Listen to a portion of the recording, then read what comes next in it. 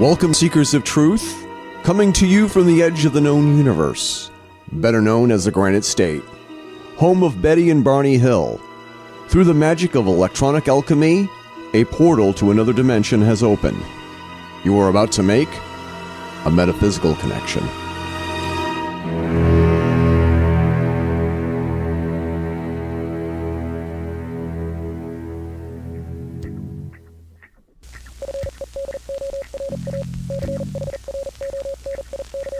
This is the Fedora Chronicles Network.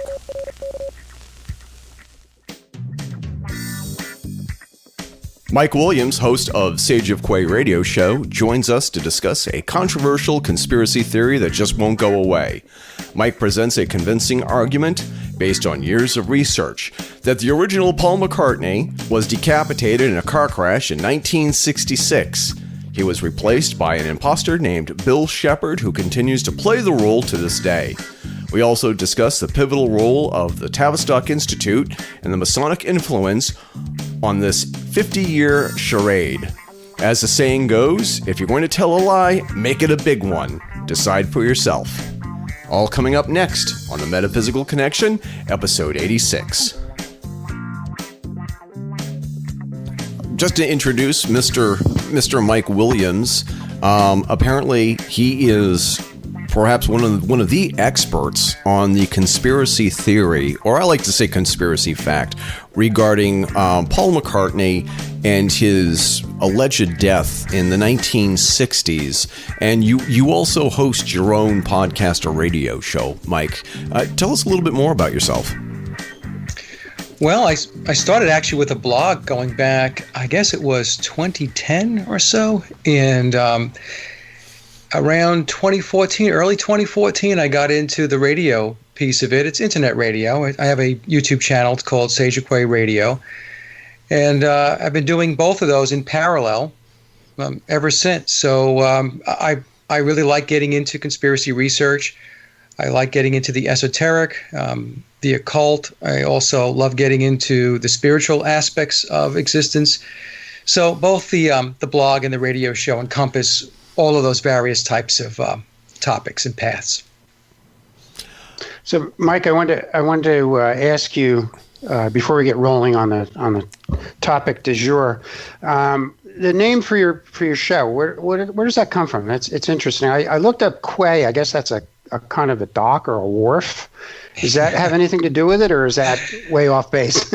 Yeah, no, it doesn't have anything to do with it. It's, okay. It's a very interesting story. I've been looking into alternative research for a long time, and so I would talk to people about it, and amongst friends and family. So they would joke around with me, in poking, but in a nice way, and they would say, "Oh, it's such sage advice," or "He's such a sage. He's looking into all of this stuff." Right. And so that's where the sage piece came. And then the Quay, Quay, is actually a part of a town that I live in. And so it became the Sage of Quay. And when I first came up with the name, to be honest with you, I wasn't even sure that I liked it. But it just stuck. And so now I'm the Sage of Quay. That's how it catches your attention. It makes it, the first thing I thought of was, ooh, what does that mean? I mean, I got the sage part, it's pretty clear, but I didn't know where the Quay came from. But anyway, that's an interesting thing. So, so our listeners, I'm suspecting that after we get done with the show today, some of our listeners are going to want to connect to your show. Where is it available? It's on YouTube, and I know I've watched a couple of your videos, particular to the Paul's dead controversy, but I know you probably have a lot of other ones on there too. Yeah, the best way to contact me and to reach all of my media would be to go to my hub website, and it is sageofquay.com. So Sage, SAGE of OFQUAY.com. If you go there, you'll be able to hit my YouTube channel, DTube, BitChute, Mixcloud, and a bunch of other stuff, Twitter, and so on. Great. Okay, you got a lot of stuff going on, which is good. So before we get going on the Paul aspect, which I think is enormously interesting, and I'll have to say, and I think you're in the same category as me. When I first started hearing about this stuff, I thought, that's just something the Beatles came up with to maybe to sell more records, or they're just goofing on people because they liked it. Yeah. They kind of did that kind of stuff, And after listening to be honest with you, after listening to your interview, with I think it was a lady named Sophia Smallstorm. Yes. I was a convert. I mean, you convinced me, and I know a lot of the information you're pulling from is a book that came out that I guess was apparently written by or ghostwritten by a guy for the person who apparently is the faux Paul, or as I guess John Lennon coined the term Faul, F-A-U-L, meaning fake Paul. So, I have to say you turned my head around with what you put out there, and it's very involved and it's very intricate. But the way you lay it out there, it all makes perfect sense. It really does when you start thinking about it. And the biggest thing for me is that when you look at just the Paul part of it, it's kind of like a microcosm of the larger picture, and that begins with the Tavistock Institute, which which we did, as I told you in my email when I contacted you. We've done 2 shows on that now, and we got up to the point where the Beatles came in. So it seemed logical to try and get a hold of you and try and talk a little bit more about that. So I think when you put it in that context, to me, it starts to make a lot more sense, with the totality of it, I guess. So I don't know, can you talk a little bit more about the Tavistock aspect of the Beatles, kind of as a lead up to to what happened with the Paul thing? Because some of our listeners may have not heard the previous show. Hopefully most of them have, but just as a kind of lead up to that. So I'll turn it over to you at this point. Sure. Well, first of all, let me just say that the book is the Memoirs of Billy Shears, and the author, actually they refer to him as the encoder, is Thomas E.U. Harriot. And I always start the show, guys, by letting folks know that I have absolutely nothing to do with the book. I'm not compensated in any way. It's just a book that I picked up, and I can't even tell you why I did. But I read it going back in early 2016, and it was something that blew me away. It's 666 pages, 66 chapters, so you have all the occulted numerology. There you go, Yep. Right. And then I did the show with Sophia, and I didn't even want to do that show, to be honest with you. Sophia's a very good friend of mine, so I was just chatting with her offline. And I was telling her about the book, and she said, "Hey, Mike, you need to come on my podcast and talk about the book." And I really dragged my feet because I didn't want to, become the Paul is dead guy, which I think now is probably too late. I could just forget that. that ship has sailed. Yeah. And then 2, I knew it was going to take an enormous amount of prep to get the book into some kind of format where I can present it, because it's 666 pages. So it took me a long time to put it into PowerPoint and to break down the various aspects and topics that the book presents. So I've done that now, so it's a lot easier for me to talk about it. Now, in the book, it says that it clearly states that the Beatles are a Tavistock creation. They are a Tavistock project, and they have been from the very beginning. And I know that there are some folks don't like to hear that because they want to believe that the Beatles were organic from the onset, and that's just not true. So from the very beginning, it was all Tavistock, and the reason for it was to social engineer, plain and simple. I think the biggest win out of this for Tavistock was their ability to swap out one of the most famous musicians, entertainers at the peak of their popularity back in 1966, and really nobody noticed. Of course, there was a small percentage of people that questioned or maybe looked at it kind of strange, like, I don't know, he looks a little different there. But for all intents and purposes, nobody noticed. And this was huge for Tavistock. It really set the stage for bigger and better things down the road, as far as further understanding the human psyche. And because that's, as you guys know, since you've done shows on Tavistock, that's what they're in business to do, to social engineer, to brainwash, to indoctrinate, and so on. It's propaganda.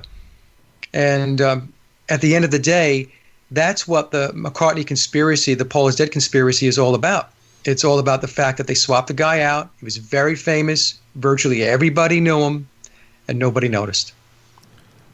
And, it seems like part of the, from studying what Tavistock does and some of the other groups attached to Tavistock is that when there's an event, they like to do it in plain sight. And what there's some kind of energy attached to that. They get some kind of power, I guess, from like with the Kennedy assassination. I was waiting for that. Killing the king in plain sight. Right. Basically televised. So I think maybe is it your understanding that there's some of that kind of thing, that kind of energy attached to this as well, where they're just like putting it in our faces and saying, "Hey, look what we can do." That kind of thing. Well, virtually everything in the occult is hidden in plain sight. So yes, they absolutely hide in plain sight. And are they into the occult? Absolutely. I mean, they are hand in hand with British Freemasonry. So they are part of the circle of adepts and initiates into the mystery religions. And this is what they do. It's part of the whole. Maybe some people might understand it better if I say it's part of the inner circle of the ruling elite, because it's all secret societies, and that's another thing that many people have a difficult time with because they don't understand secret societies. But our world is controlled by these societies, by the brotherhoods, by the Freemasons, and if you go up the ladder a little bit more, it becomes the Illuminati and so on. And once you do the research, and I know you guys have, you come to the conclusion, a sound conclusion, that that's the way the world works. Virtually everything is engineered and orchestrated, and anything worth knowing, and I've said this on many shows, is a lie. I think that for a lot of people is that if you do any kind of significant reading, if you actually open your mind and you listen to other people's opinions, even if they don't jive with your worldview, after a while you get a sense that everybody in the collective unconscious understands there is something very wrong going on here. We can't put our finger on it.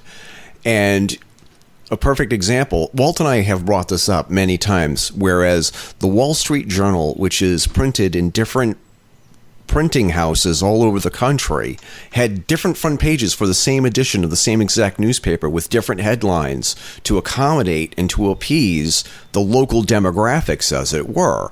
That's just the most overt example that you can look at. You also look at how they slant the news. Everybody does it, whether it's Fox, MSNBC, NPR, PBS. They all have a twist or an angle or a spin to it. And everybody, I bet, is listening to this. They gotta be shrugging their shoulders to say, come on, do you really think that the Tavistock Institute is behind all of this? And your answer to that is, Mike? My answer is yes. Absolutely they are. And that's the other thing, the trap that people fall into. They believe that all of this is too big for any one organization or a group of organizations to be able to control. And if you do the research and you dig into the ruling class and into their occultism, it's pretty easy to see. Like you said, once you have an open mind and you start thinking critically. I mean, as an example, the Tavistock Foundation, or Tavistock Institute, I should say, has developed such power in the U.S. that no one achieves prominence in any field unless they've been trained in behavioral sciences at Tavistock or one of its subsidiaries. And through the Stanford Research Institute, Tavistock controls the National Education Association. And we can go on and on. They are also behind the Esalen Institute, which is behind the whole New Age movement, MIT, the Hudson Institute, Heritage Foundation, the Center of Strategic and International Studies at Georgetown, where State Department personnel and Air Force intelligence and the RAND corporations are trained. So, we have to understand that the people who control, it's a pyramid structure. So you don't need millions and millions and millions of people to control. All you need is a small kludge that are in control.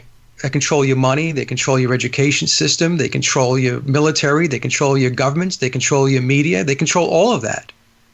So, once you have control of all of those mechanisms and all those variables in society and the cultures, it's not very difficult to begin to understand that that they have enormous influence. You mentioned, was it the New York Times in their article? Wall Street Journal, I'm sorry. The Wall Street Journal, I'm sorry. Okay, the Wall Street Journal. Well, another example of that would be, and many folks have seen this on YouTube, where the local news across the country have the same lead-in for a particular story, the same one. And it's the same exact words. It's the same exact script. And you have to ask yourself, well, how did that happen?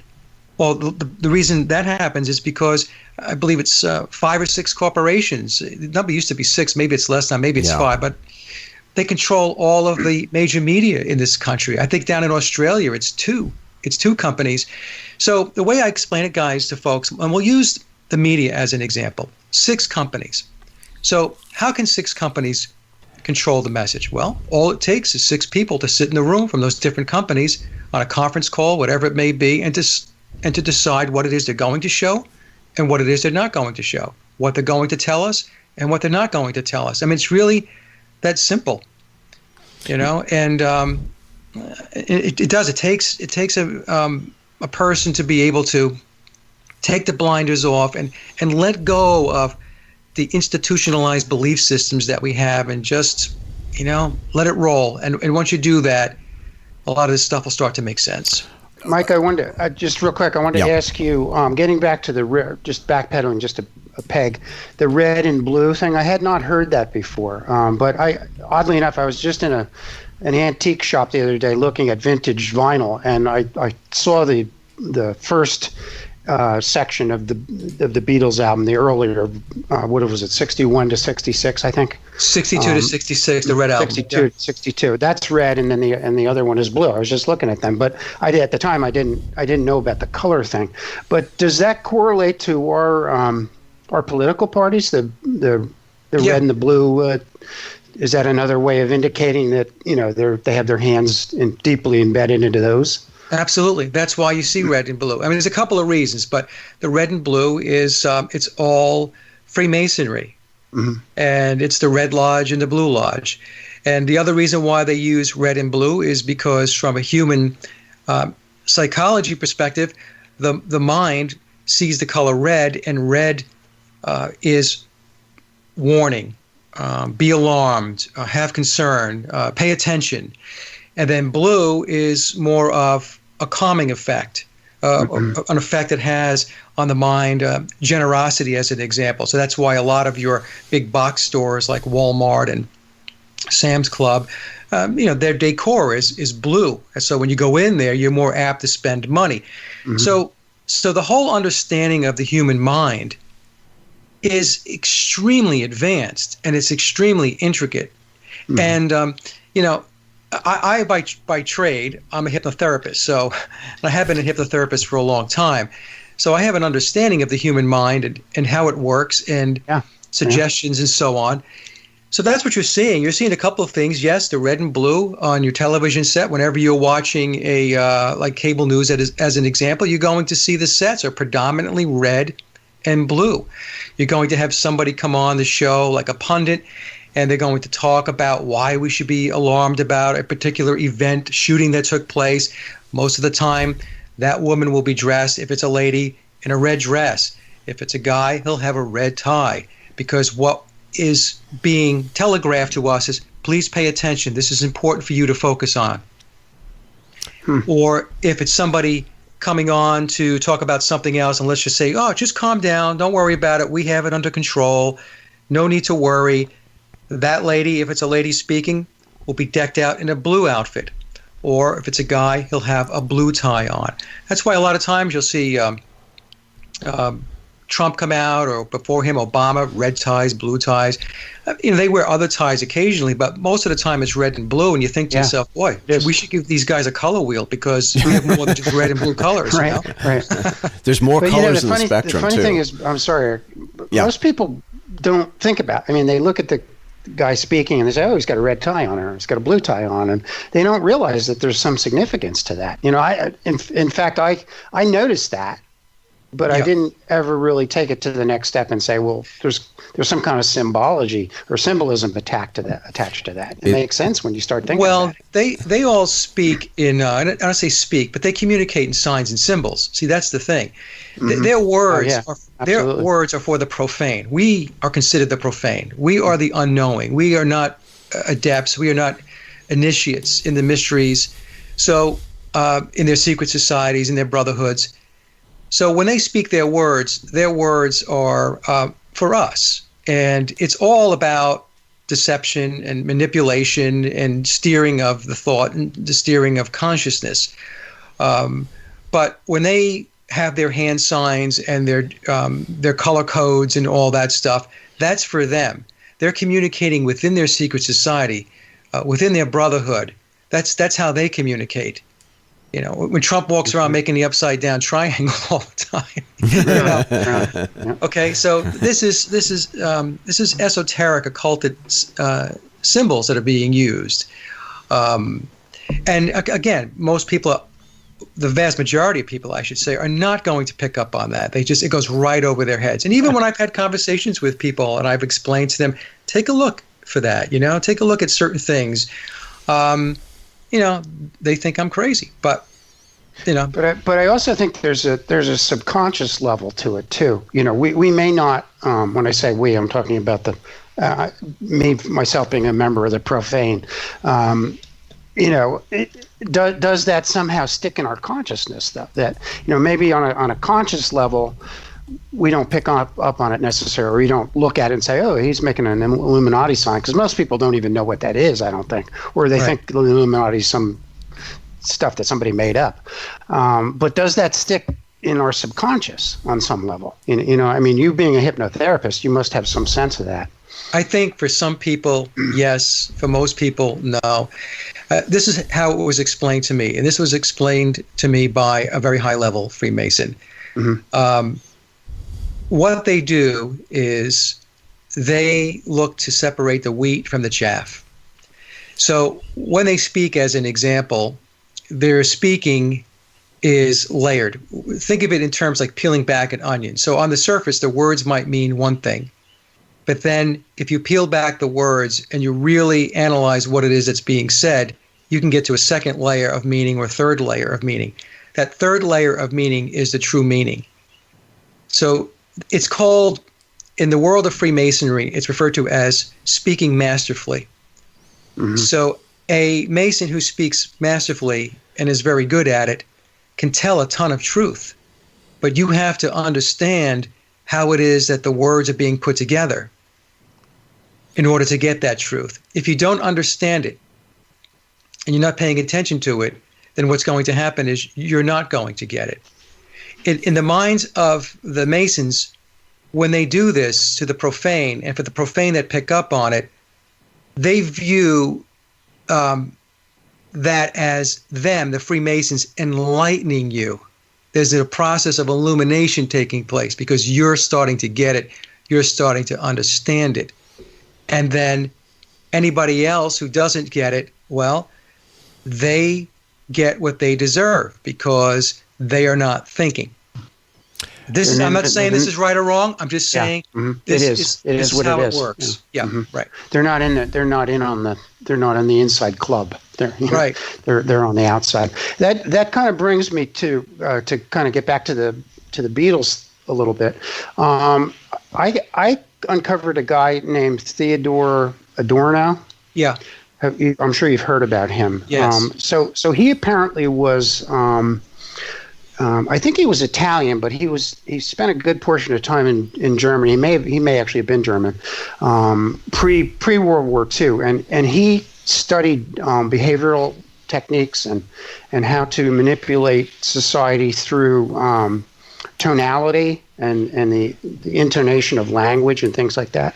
And the some of the thinking is that he was influential, or he was hired by Tavistock at any rate to, or brought in by Tavistock to impact the lyrics of the Beatles. Do you know much about that, Mike, or have you uncovered any of that? Well, that kind of thing. Yeah, I know about Theodore Adorno, and some will say that he wrote the Beatles' music, especially the early stuff. Yeah. Prior to. Not sure about that, but.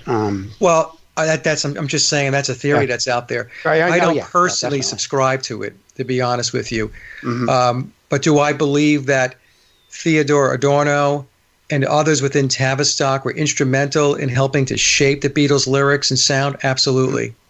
Absolutely. Now, whether it was Theodore Adorno himself or somebody like Theodore Adorno, I have come to the conclusion that the Beatles were very much orchestrated. That I'm not saying that biological Paul or John didn't come in with a song. They wrote songs. But then what happened after that was the whole production process and the layering of, let's say, George Martin's orchestration. The assistance of maybe tweaking lyrics, things like that. I do not discount that at all. I'd like to actually interject here and ask you about other bands. Could this have something to do with anything to do with the fact that other bands who tried to replicate what the Beatles were doing were not able to capture the imagination of the American public? Like, say, maybe the Moody Blues or the Rolling Stones. They tried to do something very similar to the Beatles, but they didn't catch on because they did not have the background orchestration or manipulation by the Tavistock Institute? Or is there evidence that the Tavistock Institute had also worked with other bands trying to duplicate that success? Oh, the Tavistock definitely worked with the Stones. So the Rolling Stones were considered the bad boys of rock and roll, and the Beatles the good guys, and that was intentionally done to have that duality. But I will say, and there have been other bands. I would say that most of the British Invasion, as an example, were in some way Tavistock projects, maybe some more than others, but influenced by Tavistock. Now, the thing with the Beatles is, and I've always noticed this because myself, I'm a musician, I'm a guitarist and, write songs and stuff like that.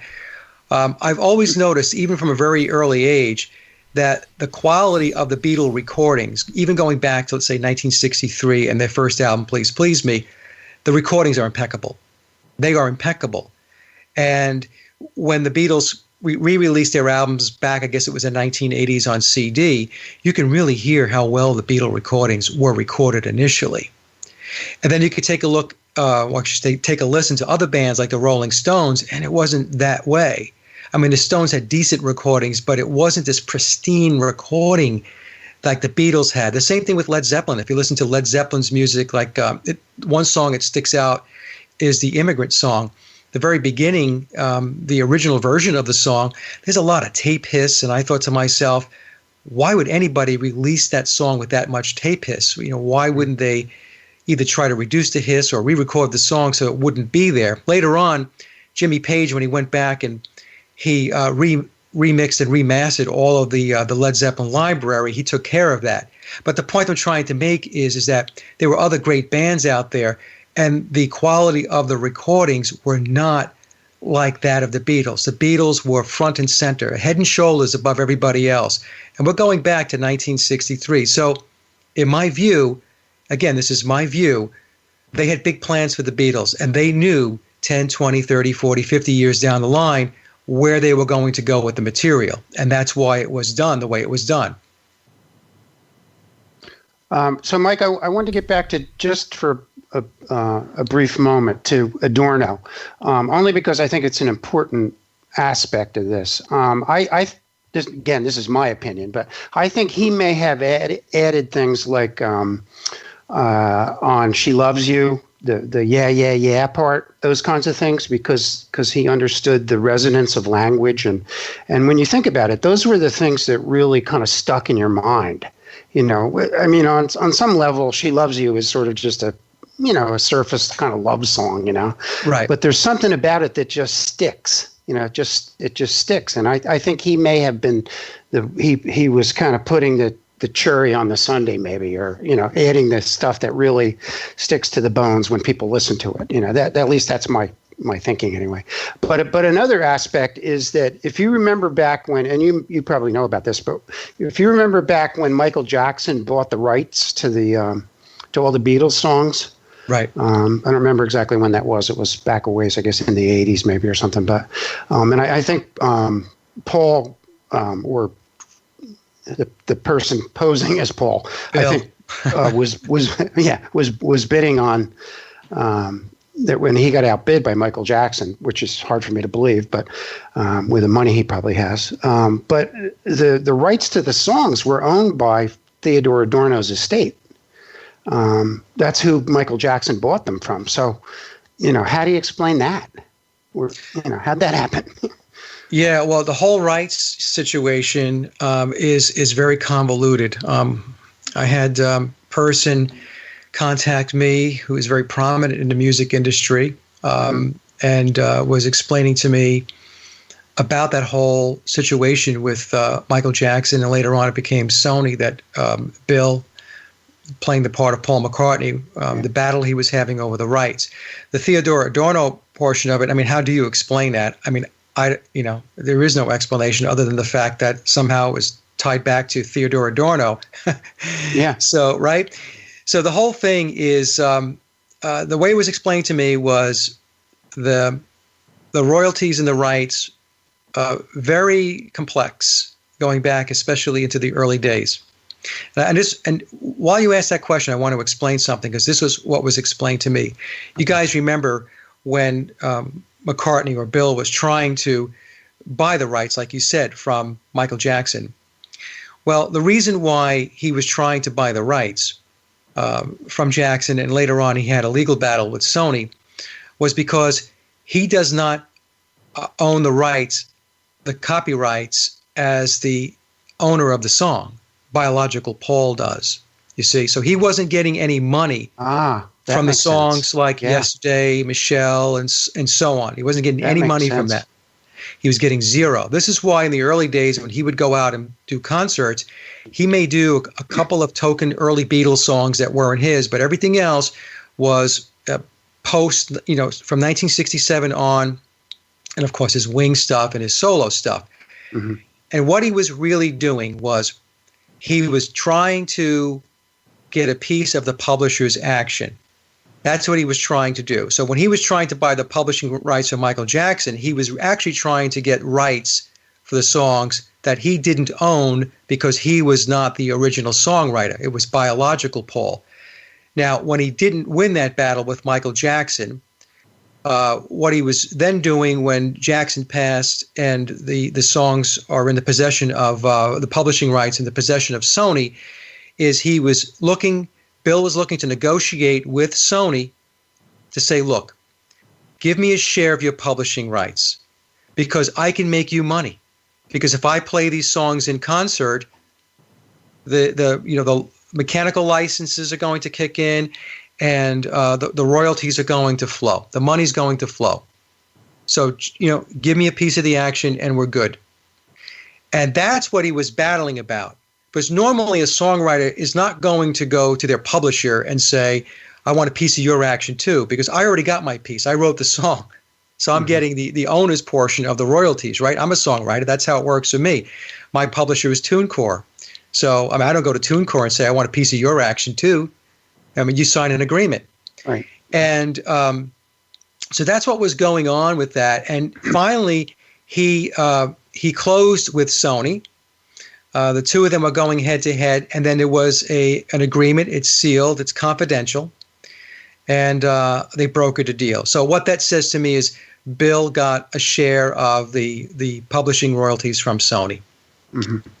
Okay, so that's another clue. People might say, well, why is that a big deal?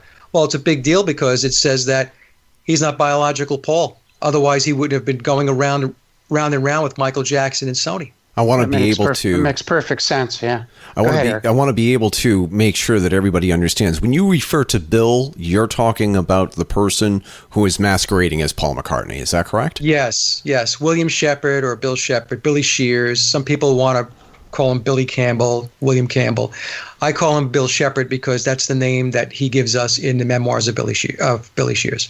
Okay. Well, who's Billy Campbell? Is that just another moniker that he's used prior to the whole thing happening? Yeah, he claims that Bill Campbell or William Campbell was a moniker that was given to him by Fred LeBour back during the 1969 time frame. LeBour, I think, had a radio show, and LeBour had, according to Shepard in the book, he had taken some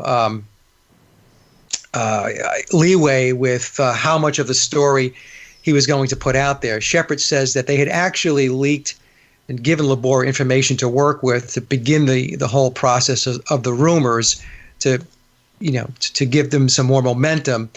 And one of the leeways that LeBour took was he came up with the name Campbell, and that kind of stuck. Now, in the book, Bill Shepard says that he has relatives who are Campbells. He's Scottish, by the way. He's not British. But he claims in the book his real surname is Shepard. Do you want to get into the book a little bit, Mike? Because that really is, I think, the definitive information anyway, apparently from what I could glean from the internet and stuff. Do you want to talk a little bit about, I know it's extensive and it's a huge amount of material, but maybe you can kind of synthesize it a little bit to get it down to something that's, a manageable quantity that makes the whole thing, because that really does make the whole thing make sense in some ways. So I'll turn that over to you. Yeah, so the book was released on September 9th of 2009. Now, one of the things that you pick up in the book is that the number 9 and the number 6 are very, very important. So Paul McCartney, biological Paul McCartney, is represented by the number 9 in numerology, and Shepard himself is the number 6. So that's why you have 666 pages, 66 chapters. But you'll find that release dates and key dates, many times Bill Shepard is using the number 9. So as an example, as I mentioned, the Memoirs of Billy Shears was released on September 9, 2009. That's 999. This year, I was told this in advance, and I did have it out on Facebook. I think I may have had it out on one show, too. I really wish I had gotten it out earlier so that people could see it was a validation. I was told by a source within the inner circle, Bill's inner circle.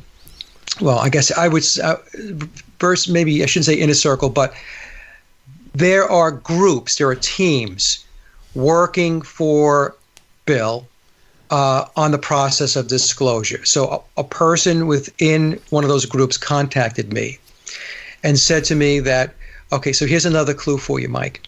He's going to release his new album, and it's going to be released, and it's going to have 999 again. So I said, okay, so September 9th, 2018, because the last two digits of 2018, 1 and 8, 1 plus 8 is 9. Mm-hmm. He actually released on September 7th, 2018. And, some people said to me, gee, Mike, he didn't release on September 9th.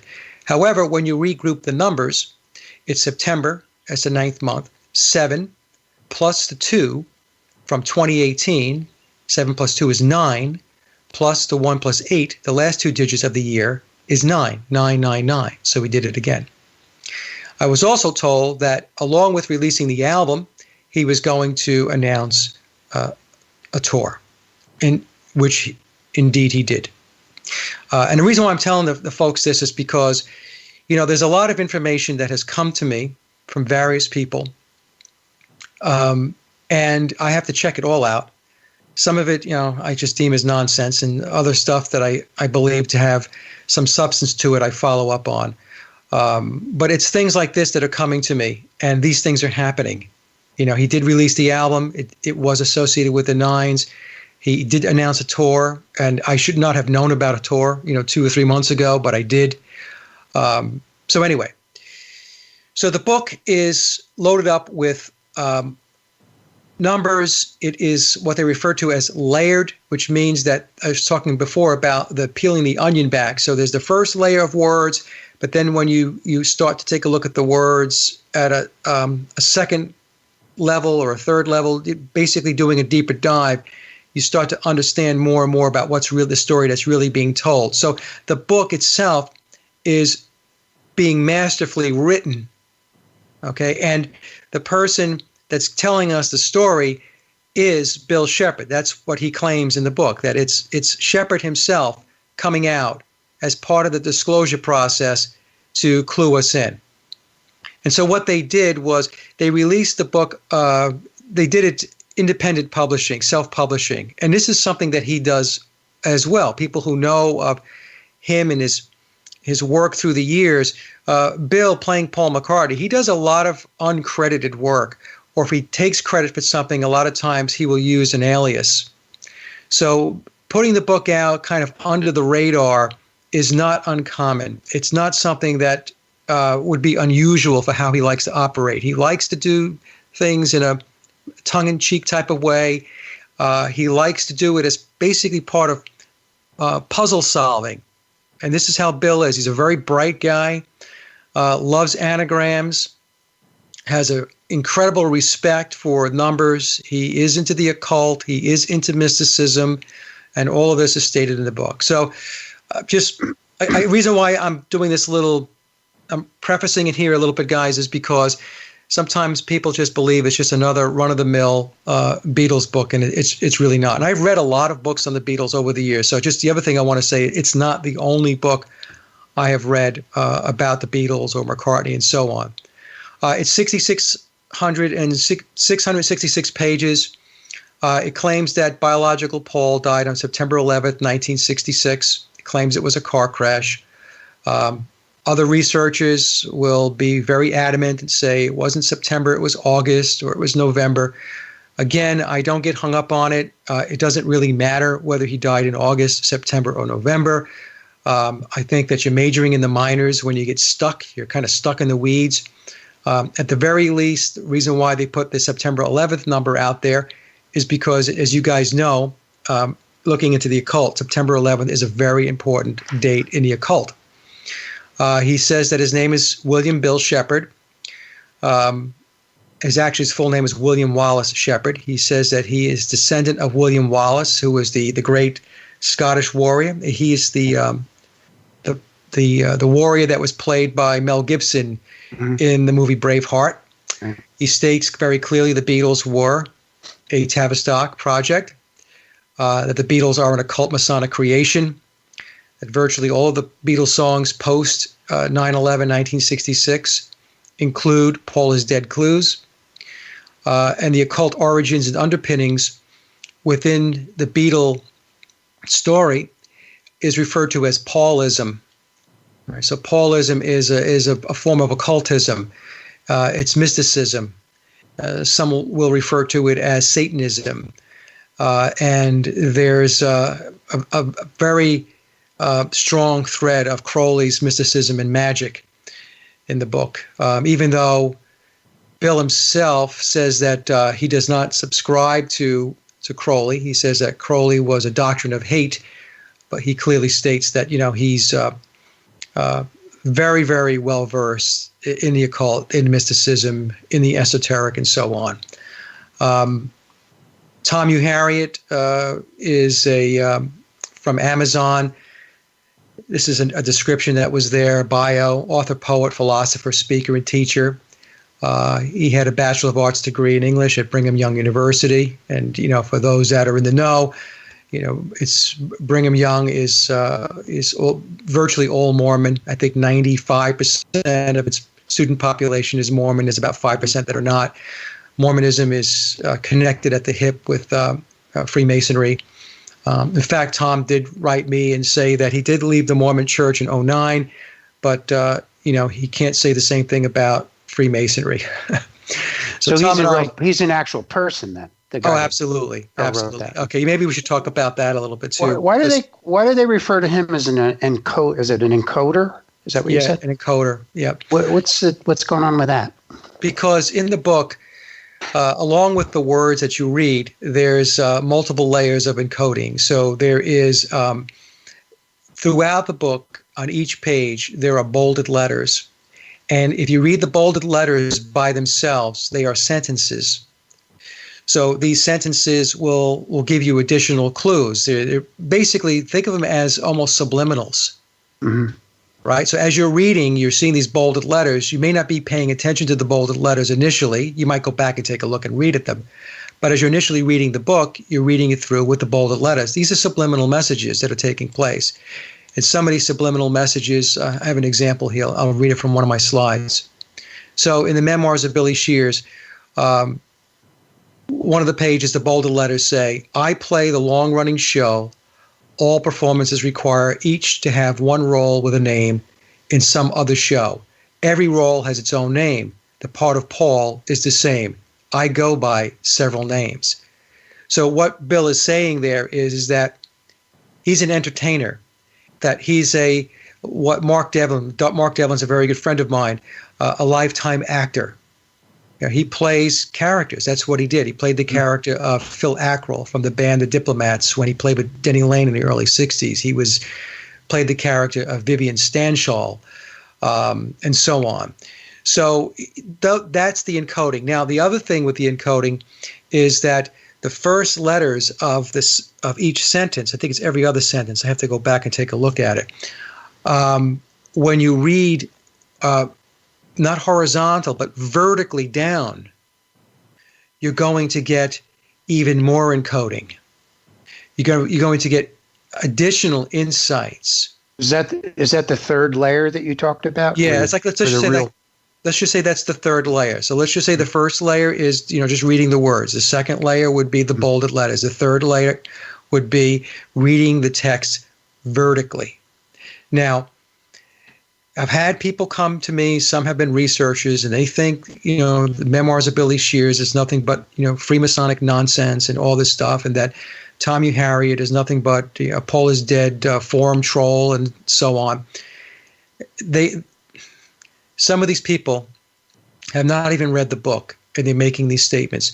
You have to understand how much effort and work went into this book. In order to make the second layer and the third layer to work, that is a massive undertaking that requires an incredible amount of skill. Really? To be able to do that. It's yeah. Like a huge like crossword puzzle almost. Exactly. Got all kinds of layers to it. That's amazing. And 666 pages worth, right? And Walt, you're a writer and you've written a book. Could you imagine trying to do something like that with Blood Club? Like have 3 layers of messaging in that? I mean, well, there is different layers when you write anything, right? but it's not so specifically encoded like that. You try to imbue some kind of a message into what that's below what the actual words say. But no, I mean to do what Mike is talking about is just like he said. I can't even imagine what. How would you even start? Do that. How would you even create an outline to be able to do that? I simply cannot imagine. But the thing is that this entire book, and I'm looking at it on Amazon, and I'm about to pull the trigger on it. You look at it though, and it was like. I mean, if you know anything about books that they sell on Kindle, on Amazon through Kindle, they're usually pretty inexpensive. But for a Kindle book to be more than $20, that's almost unheard of. That's pretty rare. And to find out that it is 666 pages, not including all the blank pages that they sneak in there and the acknowledgments and stuff like that. That is in and of itself is that this seems like this is a pretty dense volume. And so this is something that everybody can pick up, even though it's a little bit pricey. We're not trying to sell any books here, I don't think. But you would consider this book here to be definitive proof of what really happened to Paul McCartney? I would, yes. Now, people will argue that because the book is called historical fiction. I was wondering about that. Yeah. So the reason why it's called historical fiction is because, and this is explained in the book in great detail, it's because Bill has signed confidentiality agreements and non-disclosures. He has secrecy agreements in place. And if he breaks those secrecy agreements, those non-disclosures or those confidentiality agreements, if he breaches them, I mean, he can lose a lot. Everything. We're talking about everything, right? So what they've done is they've put the book in play as historical fiction. And there are elements of it that have been fictionalized. Maybe it was a particular conversation that took place, maybe originally, or let's say it took place in New York City. They will take that conversation. They might change the conversation just a little bit, keeping the actual content and intent of the original conversation, but they might move it to to L.A. I'm just using that as an example. So it's things like that take place in the book. But I have gotten to know Tom. I don't want to say we're best friends, but we are acquaintances now after 2 years of me doing the research into this. And Tom and I have conversed back and forth here and there. I've asked him a lot of questions. He has been very gracious as far as getting back to me and explaining what he could. The other thing is Tom is also bound by secrecy agreements and confidentiality agreements. He can't spill the beans on certain things, but he will point me in certain directions. Tom has said to me that, Mike, through the layering of the book, once you get into the second layer, the third layer, and so on, the book is no longer fiction. So, and that's how it's been explained to me. And of course, there are going to be folks that are not going to buy that. They're going to say, the whole thing is fiction, and because they'll argue about the date. Some will argue that his real name is not Shepard. They'll argue that he wasn't killed in a car crash. Some will argue that original biological Paul is still alive. And so I try to avoid getting into those debates because they're circular debates. You can never win them because at the end of the day, it all becomes that person's particular perspective and conjecture. And that's why I bring it around to, okay, so let's get back to Tavistock, right? Let's talk about the Tavistock psyop, because that's really what it's all about at the end of the day, in my view. But the book itself, I would say that anybody who is into the Paul is Dead research, if you have not read the book, you need to read the book. If this is not something that tickles your fancy and it's just kind of like a fleeting thing, it's kind of entertaining, then don't read the book. But if you're really into this and you're very intrigued by it, the book will be a mind blower. I've had people write me and they said, Mike, I listened to the shows and I finally broke down and I bought the book, and I'm so glad that I did, because I cannot believe how much detail is in the book. And that's the thing. There is so much detail in the book that only somebody that was there could have possibly compiled that much information. In fact, I had one email with Tom going back, I guess, about a year ago, and I asked him a question. It might have been a question about Phil Ackrell, which is a character that Bill played in the early 1960s with Denny Lane. The band was the Diplomats. And Tom wrote me back, and he said, Mike, I have to go through the boxes to take a look and see if I can get you an answer. So what was implied in Tom's response was, I have to go back and take a look, in the boxes, means that he received boxes of information. And I'm sure those boxes of information were categorized and sorted and broken out, to the nth degree, in great, great detail. So, this stuff was sent over to him. Now, we talked a little bit before about the book being encoded the way it is and how intricate it is. The other thing is that we have to understand that within the secret societies, for those in the secret societies, and like we'll say Freemasonry, that are intrepid, they are trained very early on to have certain skills. Tom being trained to be a writer in literature and so on, his training had to be extensive to such a degree that he's able to do the encoding that he did. Tom was selected to do this work. And the way it works is within the Masonic pyramid, think of it as like a corporation. If you guys have worked for a corporation, I used to work in the corporate world. You have the CEO's office at the top of the pyramid, and then some decision is made, some strategy needs to be executed and put into play. Well, what happens is then the people underneath the CEO, they seek out the people within the organization, within the pyramid that have those skills and that expertise, and they bring them together and they form teams. And then these teams work on, work on the initiative to put the project out, to deliver their deliverables, however you want to, kind of phrase it. This is exactly how Freemasonry works. So Tom was selected as part of a team because of his skills and his expertise in his writing abilities. That's how it works. It's very, very organized.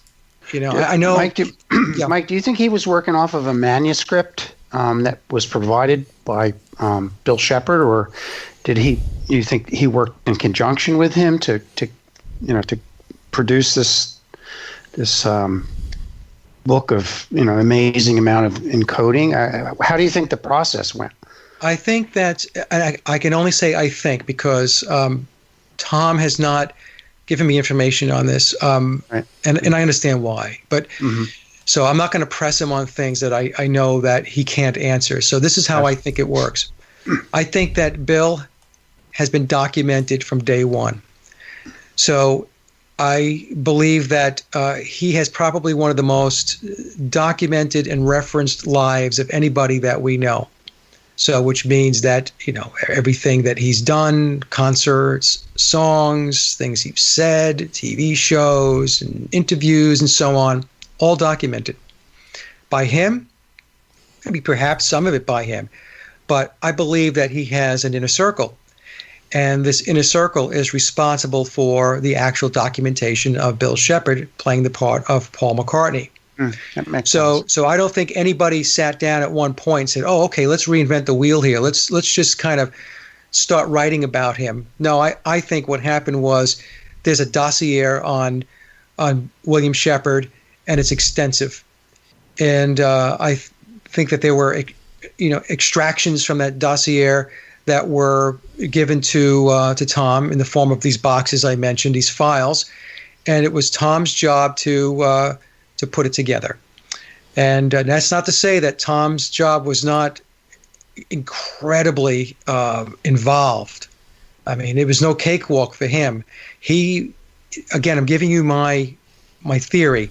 He was given the information. It was very organized, and but it was then up to him to take that organized information and make chronological sense out of it, on top of the fact that he was asked to encode the book, to have that second and third layer. So that's how I think it worked.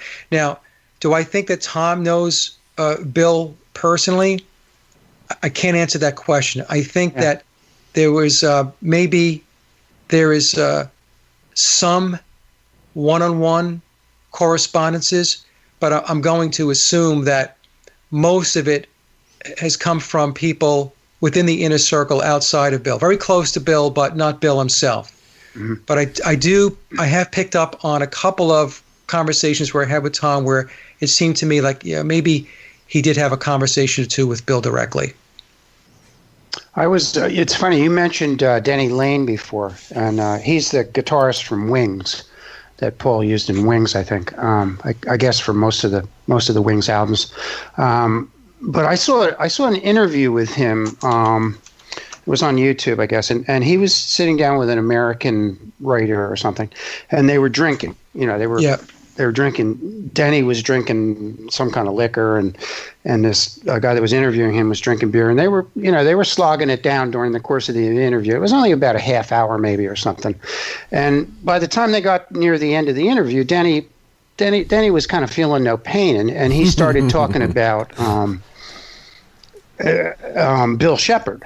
Right. And the guy that was interviewing, it kind of surprised him with it, like, oh, by the way, what's it like playing with Bill Shepherd, and he said, he kind of paused for a minute, and then he's kind of like, he said, you could see in his mind going, thinking, oh, what the hell? Yeah, Bill Shepherd's, I love playing with Bill Shepherd, and not Billy Campbell, though, he said, so I just thought that was kind of weird that he would, Yeah. and I know he was involved in that whole, the Mercy sound, which goes back to the early Beatles sound and Ferry Across the Mersey and all those songs. So he was in, and you said he was in with the other guy, or Phil Averill. He played with him too, who was apparently Bill Shepherd, right, in some kind of other permutation of him or whatever. But, right. So the whole thing with Denny Lane, I actually did a video on this. So that's a very good. Yeah, it's a very good topic to talk about because it is a great example of masterful speak.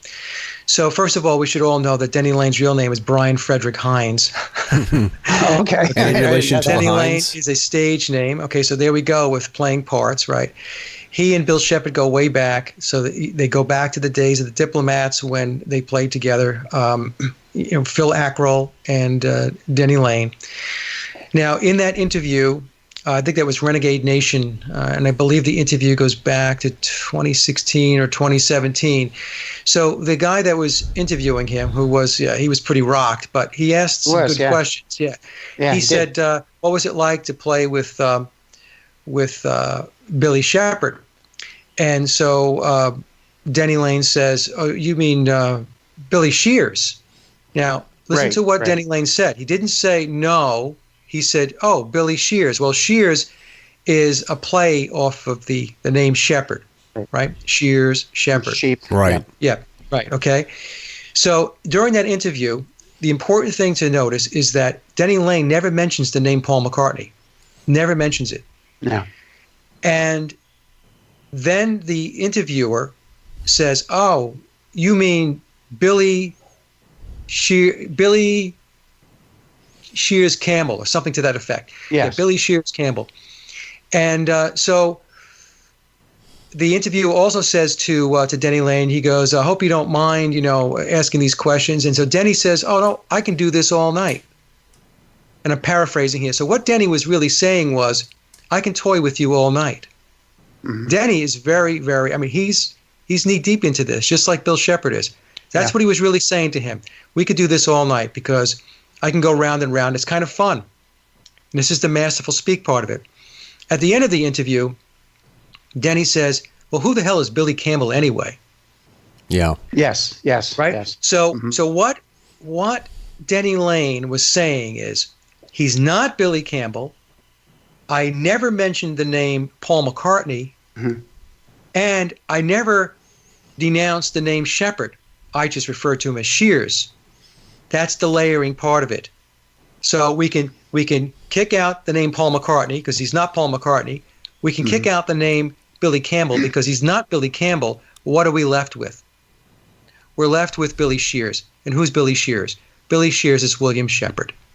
That's what Denny was telling us. Okay, that makes sense. That makes total sense. Yeah. It's the same thing that McCartney or Bill did as McCartney on the Letterman show back in 2009. There was a whole bit there. Right? Yeah, that's classic. Yeah. That is classic masterful speaking, and he's superb at it. He is superb at it. So, and then at the very end, he puts his fingers to his lips, which basically is tell no secrets. The Illuminati's. Yeah. So, and of course, we were talking before, people don't pick up on that stuff, but once you know it. They don't. You'd think he was just saying, shh, like just kind of joking around sort of thing. You had said, too, in another interview I saw that Letterman is a Mason, too. Oh, yeah. A high-level Mason. Yeah. Oh, yeah. That makes sense, too. my whole world is being changed by looking at these people differently. I've been a Letterman fan for years and years and years. I always loved his work, but not that really changes anything, I guess. But it just puts another whole layer on it that you didn't think about. One of the things I'd like to that people have to understand that not all Freemasons are evil. No, not at all. So I know, but there are going to be people that they believe that. They believe if somebody's a Freemason that they're evil, and so all of these folks that are in the in positions of influence, affluence, control, wealth, and so on, they're all in secret societies. They're all in secret societies. I mean, the music industry and the entertainment industry is completely controlled. Completely controlled. Don't doubt it. Right. So, and that's what we have to get our heads wrapped around. That's why there's so much Illuminati symbolism in the music business and in Hollywood and so on. Well, why do you think that is? Right. Yeah. It makes sense. Yeah. They're all in the club. They're all in the club. Yeah. Are there various factions that vie for to get a leg up on the other one, or do they all sort of work together? That's been kind of one of my questions. I don't really know how it all works, but do they ever get into like petty power struggles or that kind of thing that you know of anyway? I'll tell you how I think it works. I believe at the end of the day they're all working toward the same objective because they are all in the club, and you have to stay in the club. If you walk off the reservation, then you are permanently set out. You are ostracized. But I believe the way it works is that being shunned by the you are definitely religious groups. Yeah. Yes, you're definitely shunned, and you don't get to come back. This is what I was told. Now, the way I think it works is that it's within. Let's stay on in the music business as an example. Right. Nobody is handed anything on a silver platter. What is handed to them is the opportunity, and they have to earn that opportunity, by the way, right? So somebody's going to select them. Hey, Walt? So those that are intrepid. What's that? No, because the thing is, there's a break there. I just want to interject here for a second. This is like the third time that we have had interruptions while recording this podcast. Is it just a coincidence? I have no idea. But Walt and I will share with you that there have been times when we have done controversial topics, and it'll just cut out for no apparent reason. Take that as you were. Go ahead. Could be your equipment too, Eric. Well, I think it could be operator error as well. I'm not, but go ahead. So go ahead, Mike. Okay. All right. So the way I believe it works is that it's like within a corporation. So you're in the corporation. So just imagine you work for GE as an example. So, and imagine that GE is the secret society. So you've gone in there. You applied and they went through the interviews, and boom, you're in. Now, once you're in there, you have to vie for position. So, which means you have to vie for promotion, and that's how it works. So, they're given opportunities to excel, and if they excel, then they are rewarded. They're rewarded with higher positions. They're rewarded with more money. They're rewarded with more influence, and so on. And you use the music industry, you can use government, you can use the military. Just pick one. That's how it works. So it's not like they're walking around handing out candy. You have to earn your position within the pyramid. Okay? This is why you'll see like many of these musicians, especially out of Britain, out of the UK, they'll have their different titles like CBE, Commander of the Order of the British Empire, or the OBE, which is Officer of the Order of the British Empire, the MBEs, which the Beatles received back in 1966. These are all awards that are handed out because you've achieved a certain level of prominence within the pyramid on a particular rung of a ladder. So, okay, so we're going to recognize you with an MBE, an OBE, a CBE, or you might get knighted. You see? So that's how I believe it works. It's not so much an easy path. They have to earn it. But if they earn it, then there's going to be great rewards. So, by your estimation, when the Beatles were put together, or were they put together, or were they just these four guys that had a good amount of talent? Obviously, they're talented guys. They're not trained musicians, we know that, but they are very talented musically. Did they form kind of out of happenstance, and then Tavistock noticed them and said, hey, these guys are going to fit what we're looking for, or was it totally orchestrated right from the get-go, do you think? Yeah, that's a great question. So I do want to say one thing. The original Beatles were not trained in music, but Bill Shepherd is. Bill is very much trained in music. Right? He's more of a refined musician. He can read, write, score music. Okay. Okay. So with the original Beatles, I believe the way it works, or the way it worked, and probably still works this way, is that there are bands out there. So back in the day, they're playing out in the Cavern, they're playing out in Germany, and so on. There were many, many bands that were doing this. Right. And so I think Tavistock looks at that as a pool of resource, and they keep an eye on them. And they watch for particular bands, and they say, you know what? We think that band might work. So pay attention to them, and let's start seeing if we can bring them into the fold. Let's see if we can start bringing them in. And other bands they might look at and say, no, not them. So, they don't become anything. So I think that the Beatles from the very beginning were very much earmarked to do what it is that Tavistock ultimately planned to do with them, which was to make them this phenomenal music force. And they nurtured them along the way. I do not believe the story about them being turned down by Decca Records. I think that that's just a story that was told to us.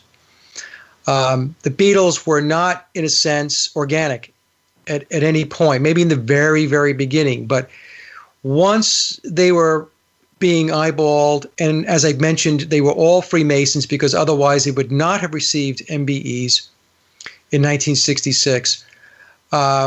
They were pulled along. And once they got signed by EMI, then all bets were off as far as anything being organic, because EMI has a long history of being tied into Tavistock and British intelligence. And then, of course, they were assigned to George Martin as their producer. That was, that wasn't just picking a name out of a hat. Yeah. This is all very, very calculated. And so they took these four guys that were playing in nightclubs and some pretty rough places, especially in Germany, and they polished them up. Mm-hmm. All of the screaming girls and all that stuff. I mean, it's known now that most of these girls that were screaming and yelling were bussed in order to create the demand.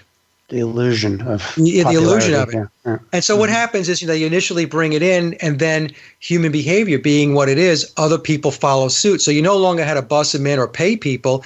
Now people were driving there for free, screaming their heads off. So it caught on. So the Beatles it fulfilled itself. It was a self-fulfilling prophecy, sort of. Exactly right. Yeah. So the Beatles, I don't think were ever truly, truly organic. I believe that they were always controlled. I think they themselves in the beginning didn't know that. I believe that they felt like, hey, we're getting a big break and so on. As you mentioned earlier, they got a lot of help by at the very least by George Martin. Right, and who was, I think, a genius producer in his own right. Yeah. And who else that we don't even know of? Because there's so many players in this game, guys, that these people, we'll never know their names. These are people that are essentially, behind the curtain. So we don't know who they are. I mean, people like, Mal Evans and Neil Aspinall, these were all, handlers. These are people that were part of the process of steering and managing the group. I'm not saying they're bad people. That was their job. That was their job, yeah. There was a guy that they referred to as Maxwell, who I think was a handler. He may have been MI5 or MI6 maybe, who I think was involved in this too. We didn't even get to that, but which is where Maxwell's silver hammer comes from on Abbey Road. What about Epstein? What do you think Brian Epstein fits into the whole thing? Epstein was a Freemason too, and again, there's people going to be screaming at their speakers right now because they don't want to believe that. That's okay. We've had that before. No, let them scream. We're okay with that. Trust me, I've got thick skin. But he was a Freemason, and there's no way he could not have been, considering what we've just gone through. In fact, in the book, Bill says that when biological Paul passed away, that his uncle, Bill's uncle, and we believe his uncle's name is Albert. That's where we get the song Uncle Albert. Right. He was a very high-level Freemason. And he made a call to George Martin, and he told George Martin that this is the new guy. This is who you're going to put in the slot there. So when George Martin finally caught up with, it was like a day later, he initially couldn't catch up with Brian Epstein. He was out of pocket. He caught up with him the next day, and he started to tell him that we're going to be putting this guy in place of Paul. Brian said, "Hey, I already got the call." So how did Brian Epstein get the call? Brian Epstein got the call because Brian Epstein's in the club. He was in the club. Yeah. So Epstein was in it, and I think that Epstein's influence started to wane once Bill came on board, because Bill was the de facto manager of the Beatles once he joined the band. Back in late 1966 is when he came in. Pepper was his first. He kind of came in and took control, didn't he? I mean, he took, because Lennon was sort of the leader, originally. I think that was Bill's demand. In some sense, yeah. Bill said he would not do this unless he had total control of the band. So Billy took over, and 2 months after Pepper was released, back in June 1st, 1967, June 1st, right, 6 times 1 is 6, so back to 6 again. And Please Me, by the way, was released on March 22nd. 3 times 22 is 66. 2 months after the release of Sgt. Pepper, Brian Epstein dies of an overdose, an alleged overdose.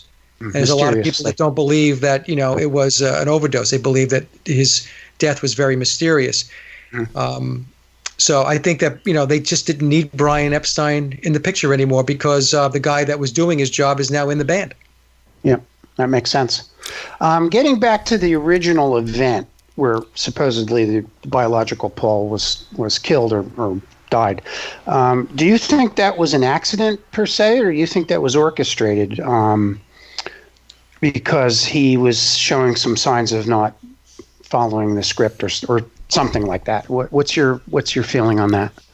Yeah, that is a very good question, and one that is very difficult to answer. Yeah, I know. I just thought maybe you might. That's have what Walt does. Well, Walt asks difficult questions. I believe that it's possible that something nefarious took place, and let me just I'll take you through some dates, and the audience can draw their own conclusions. And well, that's part of it. If you kind of look at the dates and when it happened and all those things, it's kind of weird, Yeah. So the dates. So this comes out of Memoir. So Bill gives us all the dates. So Paul is in a car crash late in the evening on Sunday, September 11th, 1966, and he passes away. Brian Epstein meets Bill Shepard on the next day, September 12th, and brings him on board. Now, Shepard was also known as Billy Pepper, amongst other things. We talked about Ackroll and Vivian Stanshall.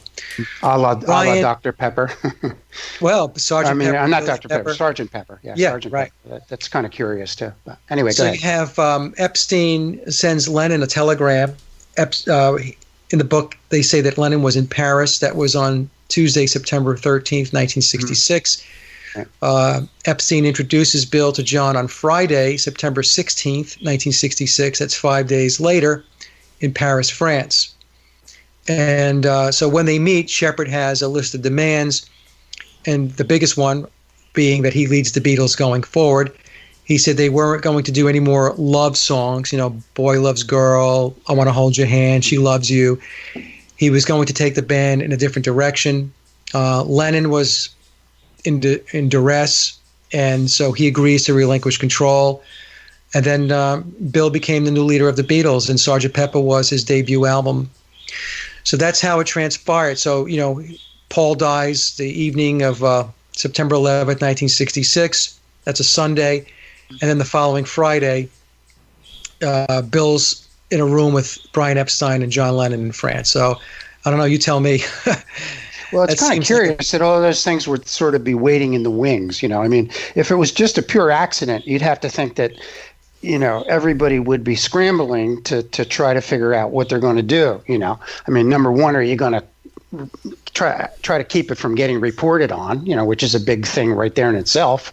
I've seen, have you ever notice there's a picture of the Aston Martin apparently that biological Paul was supposedly driving, and it's really wrecked. Apparently he was decapitated. That's what the reports are anyway, I guess. Right. That's the theory. He was decapitated. That's yes. the theory. But you can see the last, I think, three numbers or three letters on the license plate. I wonder if anybody's ever traced that to see, or if you even could. I don't know. It just kind of crossed my mind. I don't know whether you knew anything about that. But that would kind of tell you whose car it was anyway. That doesn't necessarily say that he was in it, but or if that's even actually the picture of the car. This is all stuff you don't really know. But, that's the problem. The problem is that they cover all bases. So, I mean, they'll give you clues like that. They'll give you license plates, and then people go off chasing rabbits down rabbit holes. Yeah, and it's got disinformation, sort of, Disinformation. Some people believe it wasn't even that car. That was another car that was involved in the accident. So that whole piece of it is very sketchy. And of course, like I mentioned earlier in the show, some people believe that he didn't even die in a car crash. It was some other way that he died, but who knows? That was all made up, maybe. Who knows? Yeah, it's hard to say. But apparently what it looks like is that, this guy was sort of groomed to take over. Now, what did they have to do to him? I've seen some pictures of him when he was doing the, what was it, Billy and the Pepper Pots thing that was back, I don't know, when was that, in the early 60s? Or very early 60s, yeah. It was going into the Beatle period, 63, 64. Yeah. He was actually doing some Beatle covers. He was singing on some of the albums that he did. Yes. I Want to Hold Your Hand, I think, or was it? And he had his own songs too. So apparently he was a songwriter to begin with, and he was familiar with singing Beatles type material. What did they have to do to him? In your opinion, what did you think they had to do to him physically to sort of get him to look, in the ballpark anyway? I mean, or did he resemble him to a high degree to begin with? No, he didn't resemble him really much at all. And so what they had to do was there was extensive plastic surgery that was done. I call it reconstructive surgery. It wasn't a facelift. So they had to reconstruct his face. And this is why there are multiple Paul McCartneys. We can get into that maybe a little bit too, because people always ask me that question. And in the book, he says he's the one with the permanent contract, but there were others who stepped in to play the part. And the others that stepped in to play the part, the others that stepped in to play the part would have been when he was having surgery. So there was surgery, there were fillers. They had to fill out his face a little bit because Bill's normal face is longer than Paul's. Paul kind of had a rounder type of face, and Bill's face is more baby face, sort of pudgy oval kind of face. Yeah. Yeah. Mm-hmm. And they also used latex. And I actually have two video clips of proof that latex was used. And he says this in the book. I mean, he says surgeries, fillers, and latex were used. So that's how they did it. And along with others that filled in here and there to play Paul. And one of the things that I did, guys, was going back when I first got into this back in 2016 was I put a collage together of the many faces of Paul McCartney over time. And when you take a look at Paul McCartney over time, you're going to see that there are very different characters playing the part. It's not the same person. It's certainly not the person that we know as biological Paul. Mm-hmm. So that means that there were a number of people playing the character of Paul McCartney. Bill Shepherd is older too, right? Isn't he? I think like 5 years older or something. 5 years older, yeah. I think I figured out his birthday too, and I wrote to Tom, and Tom hadn't gotten back to me. So that either means that Tom's too busy, or you're right, back to me, or I'm right. Or you're right on, yeah. It's funny. I worked with a lady whose daughter, I think, lived in Arizona, and the guy that we think of as Paul McCartney, who I think is really Bill Shepherd, she saw him. He has a ranch in Arizona, I think, or something. And she saw him walking around downtown, wherever the town is. I don't know where it is. And she said she saw this guy, and he looked really old, like really old. And she was trying to figure out, there was people stopping and talking to him and asking him for autographs probably. And so she said, who is that old guy? And somebody said, oh, that's Paul McCartney. He has a ranch, outside of town. And he comes into town every once in a while. So that's kind of funny. But I mean, he is old. He's getting, even if he was the real Paul McCartney, he'd have to be really pretty old at this point, in his like mid 70s, I guess, or something. But Bill is 81. Oh, he's 81. Okay, so I saw a recent picture of him, and a plastic surgeon weighed in on it. And he said his face now shows the signs of older plastic surgery. It's all kind of drooping and sagging, and he looks really bad. I mean, I don't judge him, but he looks really old. He doesn't. But when you see him on TV and stuff, he looks. They kind of put a lot of makeup on him, I'm sure. But it just is curious that he, and like if you look at Ringo would probably be about the same age as the original Paul. Yeah, maybe he was a few years older, I guess. I think Paul was actually the youngest one, but he doesn't look that bad. I mean, he looks okay. But the guy that's playing McCartney looks like a real old man, and so I don't know. There's another sign, I guess. Maybe, your skin loses its elasticity, and so the doctor, of course, is absolutely right. I mean, after all those years of fillers and surgeries and stuff like that, it doesn't hold together. Yeah. And so, if you take a look at the pictures today, you could see, they did something with his chin. You can see they did something along his cheek area. And I believe his birthday is September 9th, 1937, and that's why he's so focused on September 9th. And so, which means that he'll be 81 years old this September 9th. And I was told that this is what I was told, is more proof so people can listen to the show and see that, there is inside information coming forth. He's going to be consolidating his websites that will be effective this September 9th. So there's some websites he has out there. They're going to be consolidated. I was also told that there are other projects in the works. One of them is very extensive about him, and it will probably be released after he passes away. But another key date is September 9th of 2020, so 2 years from now. And I believe that there's going to be a substantial amount of disclosure, maybe not total disclosure, because I'm told that total disclosure can only come after he passes away. But I believe that we'll get really, really close to like maybe 90% of disclosure on September 9th of 2027. And the reason why that date is so important, because 9 September, the day 9, 2027, if we take the last two digits, 27, add them together, it's 9. So it's another 999. And he would be 90 years old, so another 9. Wow. It's funny. I went back and I read the. I don't know if you I'm sure I've read it. The interview with John Lennon that he did with Playboy, right before he was actually pretty close to when he was killed, I think. Yeah, I read it a long time ago. Yeah. Yeah, you should go back and read it again. There's a lot of interesting stuff in there. I had read it, I think, when it originally came out, and of course at that time it was just John Lennon talking, But he really cast a lot of disparity on what he's saying is Paul, in terms of his songwriting, and he was saying that Lennon added a lot of the edginess to the songs. He called it the bluesy edge, and McCartney sort of provided the poppy kind of sing-songy, good time kind of feel to it, which makes a lot of sense. But he also said that McCartney would show up at his door. You probably remember that part of it, and just like any time of the night or day with his guitar, and try to ask John to help him out with a song. Till this is when John lived in Dakota, and he had his. He was going through his phase where he was doing his child rearing, and he didn't really want to do that anymore. So one day he had to just tell him, just hey Paul, just or Fall. He might have called him Fall or Bill. I don't know. I said just at least call when before you're going to come. Just show up. And, so there was a lot of kind of subtle clues in there. He really disparaged the music after the Beatles that Paul had produced with Wings and the solo stuff. He actually said that the last good song that he wrote was The Long and Winding Road.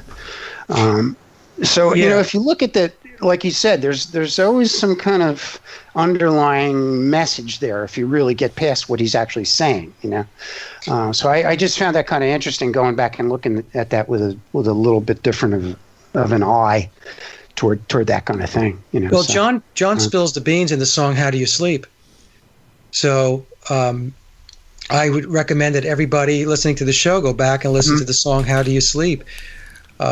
He lays it all out there. In fact, in the book, Bill says that he was a big fan of a genre of music which was called boogaloo, which is Latin music and dance, which was popular here in the United States in the 1960s. And they used to have a nickname for him. They used to call him Boogaloo. And so Ringo released the song "Back Off Boogaloo." Yeah, right. That's right. So these are all little clues that are out there, and these clues they persisted even after the Beatles broke up. I just released a clip from the Martin Scorsese George Harrison documentary "Living in the Material World," where there's a scene toward the latter part of the documentary where George is sitting on a couch, and Bill comes in. And George says, "Hello, William. It's good. How have you been? It's good to see you again."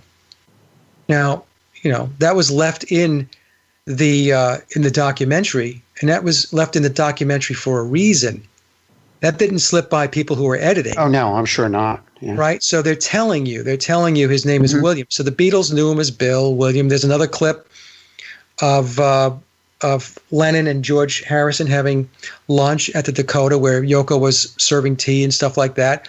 And they talk about Beatle Bill.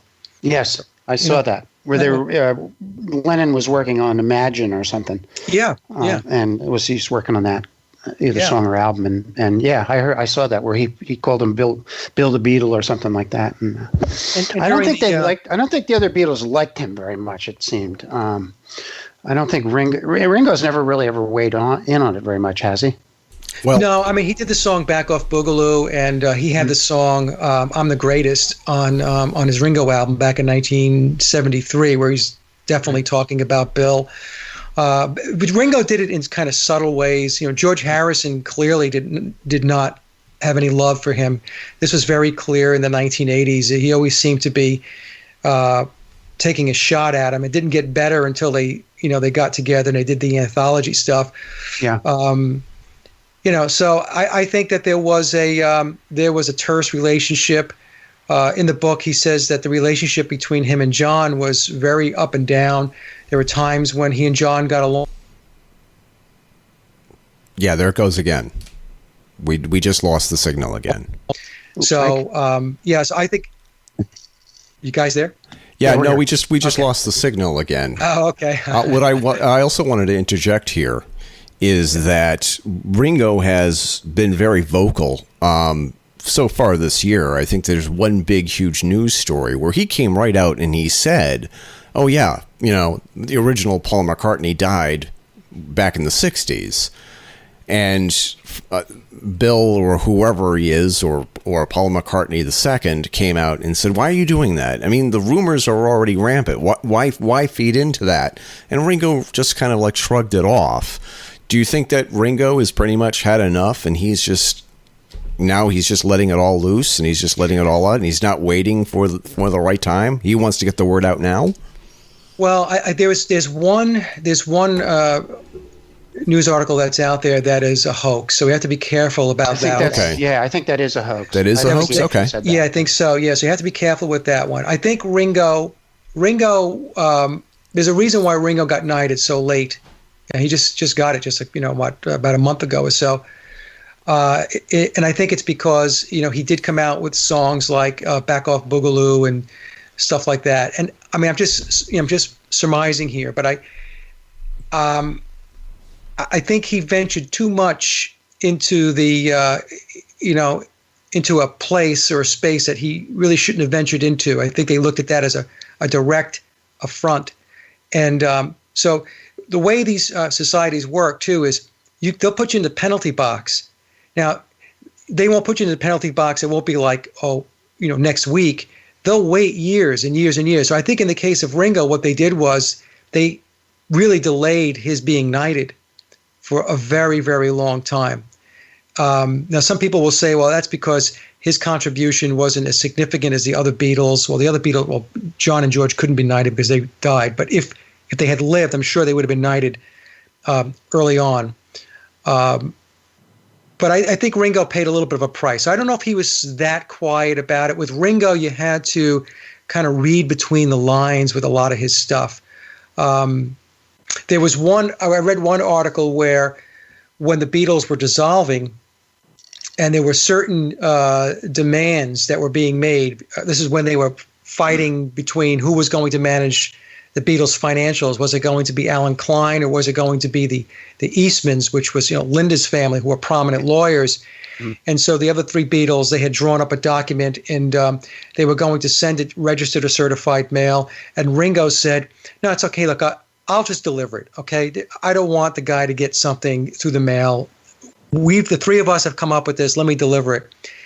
And the way the story goes, and this is actually told by Bill himself, when Ringo showed up and handed them the letter, and when Bill read the letter, Bill had become infuriated, and Bill had said that he was so angry.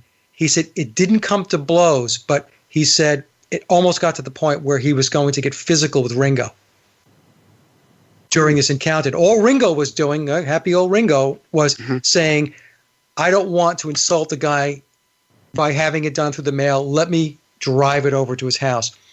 But that's how much animosity there was at that time. People don't have insights into things like this. And of course, there was the famous conversation between Bill and George during Let It Be, where Bill is trying to explain to George how he should play his guitar. And you could tell George was like, look, I'll play whatever you want me to play. If you don't want me to play, I can do that too. I'll do whatever it is that pleases you. And I've always told people that is not how two guys that were childhood friends would speak to each other, unless something really, really went south or really went bad. So, he was the outsider. He was the outsider, no doubt about it. Well, also Harrison never got really what I considered his fair share of songs on each. He'd get maybe one or two songs, and Ringo would get maybe one kind of silly song, and then the other guys would get the rest. So I think there was maybe some resentment about that. But so do you think the real reason why the Beatles broke up? I mean, you hear all this stuff about John and Yoko and all this stuff, and Linda and Paul and blah blah blah. Do you think the real reason is that they got sick and tired of Bill Shepherd calling all the shots and controlling the whole thing? Because it's pretty clear when you look at starting in '66 with Sgt. Pepper. I mean, that's a clear departure from what the Beatles were doing previous to that. I mean, it's almost like a total transformation, which is, to me, is another good clue as to what really went on. I mean, that's a groundbreaking album. It's a wonderful piece of genius work, I think. So, if he's responsible for that, and that's one of the things Lennon said in that interview, was that was Paul's baby. That was Paul's idea, the whole Sgt. Pepper thing. So, it all just makes sense when you start thinking about it. So do you think maybe that's the real reason why the Beatles broke up? I'm asking for your opinion, but. Well, in the book, Shepherd says that he was the one who decided to break the Beatles up. It didn't have anything really to do with Yoko. That was all. That was just all a cover story. What had happened? Yeah. What happened was it just got to the point where they couldn't work together anymore. It was just too much hard feelings. It was too much animosity, and quite honestly, they had kind of broken away from that whole Mop Top thing. Lennon was off Yoko doing his avant-garde stuff, and George was doing his thing, and so on. And they weren't really the tight-knit band anymore. So, but my personal theory is, based upon the book and then doing additional research, tons of it, is that it was just time. It's just they were not a cohesive group anymore, and so that's when they decided that they were going to do Abbey Road. Abbey Road was really their true last album. because Let It Be was recorded before Abbey Road, the video, the film. Sort of pieced together kind of, right? Yeah, and you could see in Let It Be that it just seemed to be all detached. I mean, it was nothing, cohesive about that film. It didn't look like they were enjoying each other's company. And in some cases, I remember one scene where Bill is talking to John about, going out and, playing live again. And they were sitting at a table, and John's got a cigarette in his hand, and he's got this look on his face of total boredom. Like, I really don't want to be talking about this. And so, I mean, when you see that, you can see that there was a deterioration that, the band, even the band as it existed 2 years prior, let's say going back to 67 and 68, that it wasn't the same band anymore. So Bill decided to, fold his cards and pull the plug, and that was that. Yeah. I want to ask you. That's another thing. I'm sorry. Just wanted to touch on the fact that 66, I believe, was when they stopped touring, right? Was that when they came out and said, Brian Epstein, that I mean, and I bought it at the time. I think they said that, they couldn't reproduce on live what they were doing in the studio, so and there was too much noise from the crowd screaming, and they couldn't hear themselves, and which I bought. It sounded logical, but I think part of it was they were covering up the fact that biological Paul was not there anymore, and it was a new guy. Is that something you think too, or? I think both things are true. I do believe that it was becoming more difficult for them to play live, because even if you go back to Revolver, how are you going to replicate Tomorrow Never Knows or some of the songs there? And then, of course, when you got to Pepper, back in the day in 1967, there really was no way to replicate that. You would have to have an entire orchestra show up, right, to be able to put the show on. So I think that that was true, but it was very convenient to have that situation, because it also gave them the ability to give Bill time to go through the surgeries, to have the fillers, and to assimilate into the band. So I think it was a dual type of approach that was taking place. Well, he's supposed to be taller too, isn't he, than the biological Paul? Which a couple inches, I think, right? Yep, you can see that with pictures with Jane Asher, Paul's girlfriend. Yes, Paul was about the same size as Jane Asher, maybe a tiny bit taller, but Bill was much taller than Jane Asher.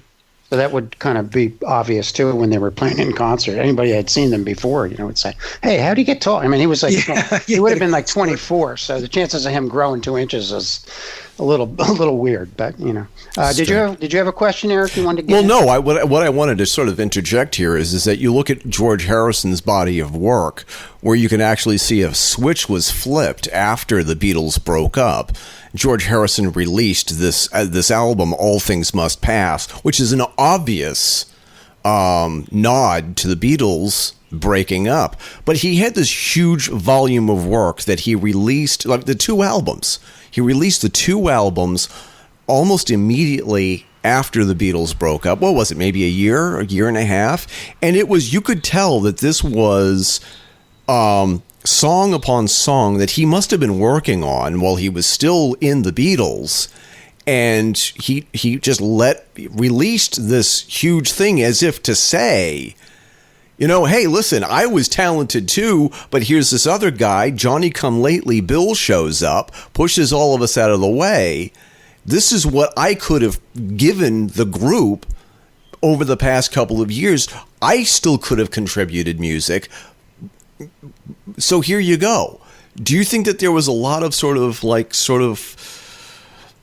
sticking it to the middle finger, not just to Bill or whatever his name is, but also to the establishment who were playing this game, not only to the fans of the Beatles, but also John, Ringo, and George?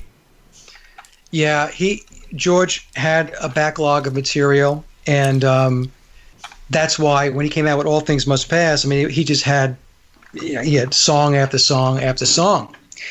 And I do believe that George was, I know that George was not happy with his allocation of songs. Now, the allocation of songs really was determined by the management and the label itself.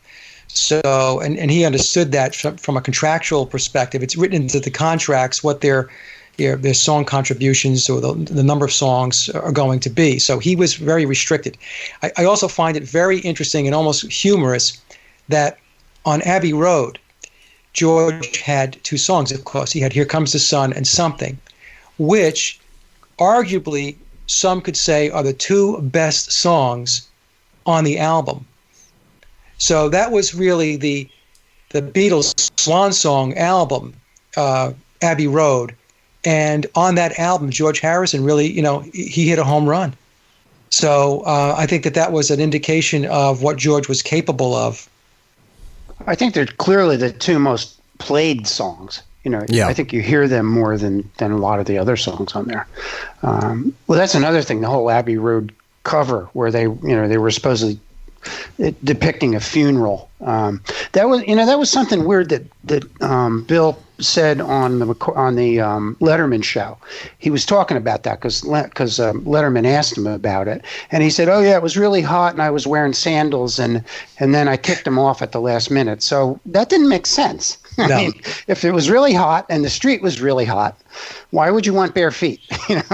Right. That just didn't jive. I don't know where he was going with that, but that's part of the masterful speaking. So what he's telling you is he's telling you something that doesn't make sense. So if somebody's listening, they would say, "Well, that doesn't make any sense. You wouldn't walk on a hot pavement in bare feet. You'd rather have your sandals on." Yeah. That's part of the disclosure. That's part of him telling you, doesn't make sense, does it? And you're going to say no. And he's going to go, what would make sense? So that's part of it. And of course, and most of the people in the audience, they're sitting there giggling and clapping and laughing and thinking, that it makes sense. So for those who have ears and for those who have eyes to see, they're going to hear and see the truth. And believe it or not, as deceptive as all of this is, he is trying to put it out there, but he has to do it in a way in which he doesn't jeopardize his own life. I don't mean in a way of death or anything, but from his financial securities, which have extended to his children. So in the book, he claims that he has to make sure that this all stays in place for his kids too. I know his I guess it was his second wife, the one that he divorced and she got a pretty big chunk of money from him. Heather Mills. Yeah, she's said a couple times that I don't know if it was on record or not, but that she was going to let his secret out or something like that. I don't know the exact quote, but I guess this was when they were going through this contentious divorce that they had. So she kind of put out there the fact that she knew something that everybody else didn't know, but whether that was just because she was angry or whatever, who knows? And it could have been other stuff too. That who knows what kind of stuff he did. It's funny. I remember, and I don't know how much more time we have with you, Mike, but keep going. It's fine. But I remember reading an article. It was actually it was written by a young woman that had spent the night with Paul McCartney, and I don't remember the exact time frame.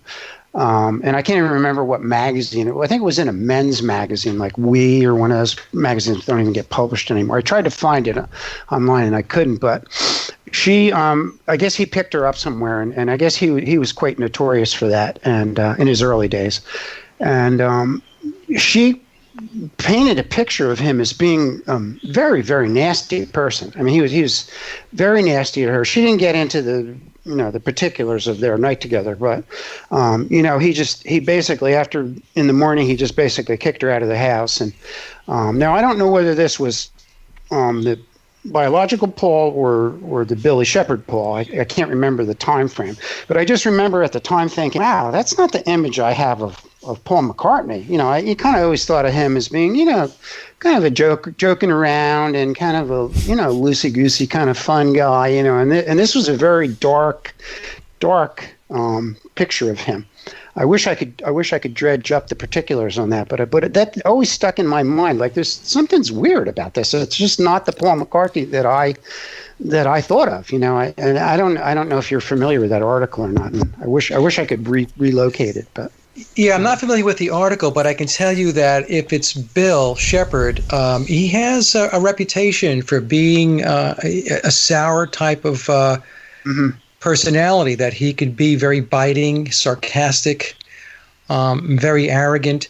And you can see this too. If you watch his interviews very closely, there's always this arrogance, this air about him in which he has this very uppity type of body language. I've picked up on it. A lot of people have picked up on it, And then if you take a look at the body language and the demeanor of biological Paul, it's very, very different. It's very different. Yeah. So that I hadn't seen that article. I don't recall reading it, but does it surprise me based upon other things that I know and other research that I've done? No, it does not.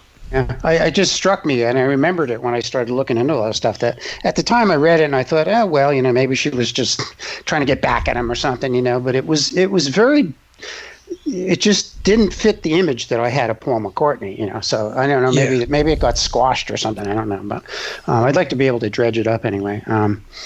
So I guess we can probably start to wrap things up. You probably have a lot of time considerations to deal with, but do you think there's an actual smoking gun here? I mean, something that's kind of irrefutable? And I know that's a tough question, but you've done so much research into this. You have just such a wealth of knowledge on this topic. Is there any one thing that you think is, I know there's all kinds of DNA tests and things that have been done. I guess Paul had an illegitimate child by a woman in Hamburg. Yeah. And the DNA test didn't match. Bettina Huber's, the child's DNA, and then he was stopped in Japan. I guess he was going through customs, and he had marijuana, and there was some discrepancy about his fingerprints. Yes. Does any of that stuff? Is that the real evidence, or is there anything else that you've uncovered? Since you've been doing this, I guess. I think it's real evidence from the standpoint of if you're doing the research and you connect the dots, you realize that these things are, in fact, evidence. And we have the voice print analysis from 1969. There was a professor, Dr. Henry Truby, from the University of Miami, and he published the fact that the new and old Paul have different voice prints. They call them sonograms, and proving they cannot be the same person. And I believe the songs that they compared were Yesterday versus Penny Lane, and then Yesterday versus Hey Jude. And this was published in Life magazine, and it went absolutely nowhere. And you're right, his arrest in January of 1980 in Japan, by the way, he was incarcerated for 9 days. We got the number 9 back again. Wow, I didn't know that. There you go. Yep, he had different fingerprints, and he received the fingerprints from Interpol because biological Paul, and maybe it was with Stu Sutcliffe at the time, they had set a fire back in Hamburg. It was a small fire, and they had gotten arrested, and they were fingerprinted and so on. So the Japanese, through Interpol, had the original fingerprints. And so they had a sort of a small record that they were relying on. Small record, right. And so the Japanese interrogated him, and they figured out he was not Paul McCartney, but an imposter. And in order for him to get out of that situation, the British government in Scotland Yard had to intercede. And that's how he got out of there. And the paternity lawsuit with Bettina Hubers, who would be the daughter, her mother was Erica Hubers. That was a big issue. They finally had to back out of that lawsuit because my understanding is that there was a statute of limitations had expired and all this stuff. And in the book, Bill says that whenever these situations come up, he claims that biological Paul, he was quite the ladies' man. And so he has some kids out there. Summer kids. Out of wedlock. Yeah, some kids. And that Bill, if it ever comes up, being accused of being the father and not paying child support, it's just going to let the DNA speak for itself because he knows the DNA is not going to match. And so what's going to happen is nobody's going to question that he's not Paul McCartney. They're just going to say that the person pursuing the lawsuit is a liar. Right. Didn't actually get impregnated by him. Right. Somebody but else. The biggest clue of all that I would recommend that people do is to take a look at the pictures of Paul McCartney over time. So go back to 1963, 64, 65, and go take a look at what biological Paul looks like, what he looked like.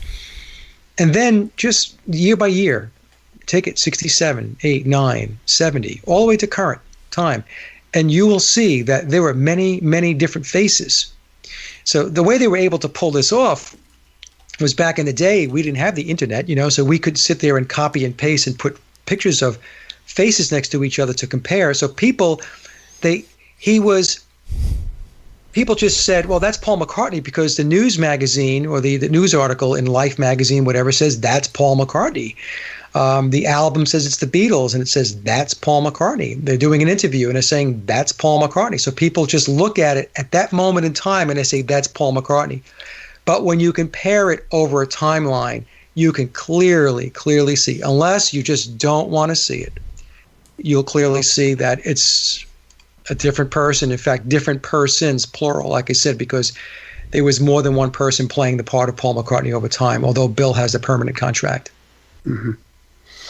So I guess another way to look at it is that, the person that's now playing Paul McCartney, it's kind of a role, like almost like an actor would play.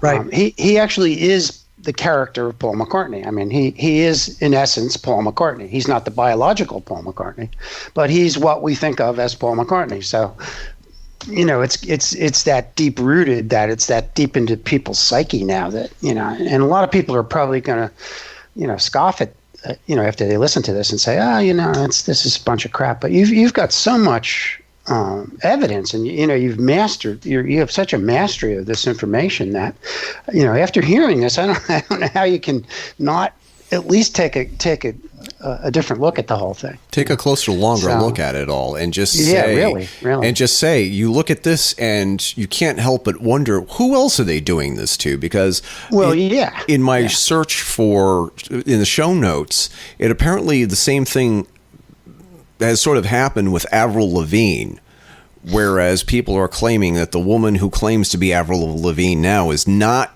the same as Avril Lavigne from maybe 10 years ago.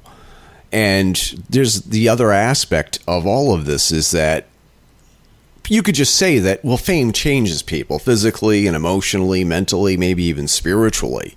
And that, of course, with the hard living that he's been doing for the past 50 years, well, of course he's going to look like a dirty old man walking down the street.